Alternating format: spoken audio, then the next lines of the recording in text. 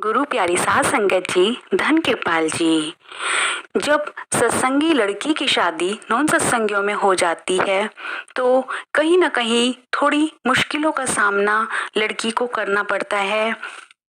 और यदि हम महाराज जी पर विश्वास रख के अपनी आत्मा को परमात्मा से जोड़े रखें और विश्वास से चलते रहें अपने ससुराल में, तो कहीं ना कहीं कुछ समय बाद सब कुछ ठीक भी होने लगता है। महाराज जी हमें कभी टूटने नहीं देते। आइए जानते हैं एक वृतांत के साथ। एक बार एक बीबी जो अपने छोटे से बच्चे को लेकर आश्रम में आई थी, सन दर्शन सिंह जी के टाइम की बात है।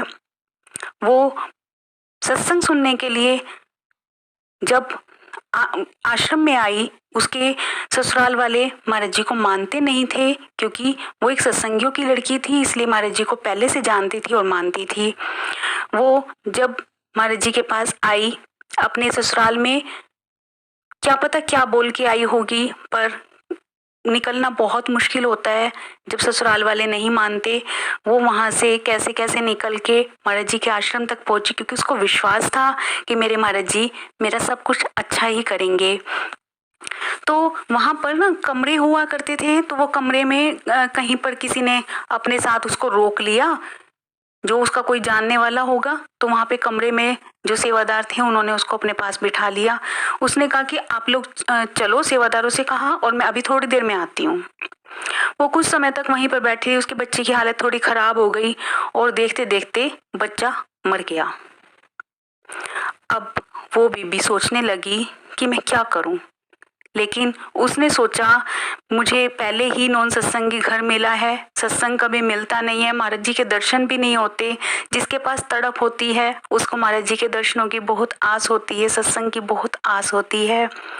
उस बीबी ने उस बच्चे को वहीं पर ढक दिया और कहने लगी मैं सत्संग सुन लूं, उसके बाद ही बताऊंगी कि बच्चे के साथ क्या हुआ। ससुराल में जाऊंगी, पता है मुझे बहुत सुननी पड़ेगी, बहुत कुछ होगा मेरे साथ, लेकिन मैं बाद में सोचूंगी, पहले मैं जाकर महाराज जी का सत्संग तो सुन लूं, इतने समय के बाद आई हूँ।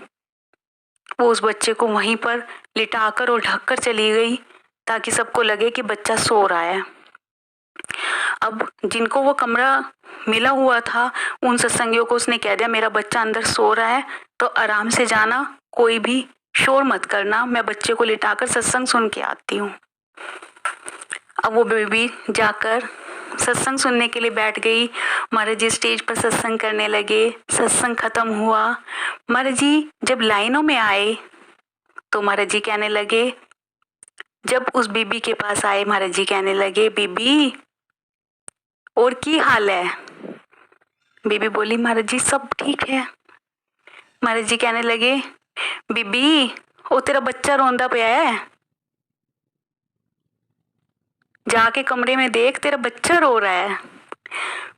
बीबी कहने लगी महाराज जी, उसकी आंखों से आंसू बह रहे थे कि महाराज जी ये आप क्या कह रहे हो महाराज जी, मैं नॉन सत्संगियों में चली गई और मेरा बच्चा तो मर चुका है, आप कह रहे हो कि बच्चा रो रहा है।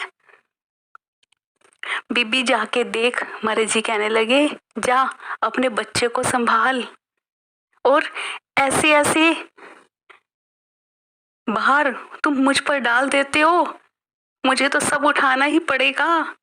जब तुम इतना विश्वास करके मेरे पास आते हो, इतना बाहर मुझ पर डाल देते हो, मुझे तो उठाना ही पड़ेगा। महाराज जी कहने लगे जा बीबी अपने बच्चे को उठा ले, बच्चा रो रहा है। बीबी भागी भागी जब कमरे के अंदर गई तो देखा सच में बच्चा रो रहा था, उठकर बैठ गया। महाराज जी ने मरे बच्चे को भी जिंदा कर दिया। ये है हमारा गुरु, ये है पूर्ण गुरु की पहचान। अगर हम महाराज जी के आश्रम में जाते हैं तो विश्वास से जाएं। अगर हमें कोई नॉन सत्संगी परिवार भी मिला है तो महाराज जी सब कुछ जानते हैं, वो जानी जान है। हम ये ना सोचे कि महाराज जी कुछ जानते नहीं है, और जितना विश्वास उस बीबी ने किया, मैं कहती हूँ कोई भी नहीं कर सकता। अपने मरे हुए बच्चे को अंदर लिटाकर सत्संग सुनने के लिए चली गई, तो महाराज जी ने भी उसके विश्वास की लाज रखी। इसलिए हमें महाराज जी पर आंख बंद करके विश्वास करना चाहिए। ये नहीं सोचना चाहिए कि कैसे विश्वास करूं, मेरे साथ तो ये हो गया, महाराज जी ने ये कर दिया, मैं कैसे जाऊं सत्संग में, कैसे सुनूं सत्संग। ये नहीं सोचना चाहिए महाराज जी, पर पूरा विश्वास रख के अगर हम चलेंगे तो हमें सब कुछ मिल जाएगा।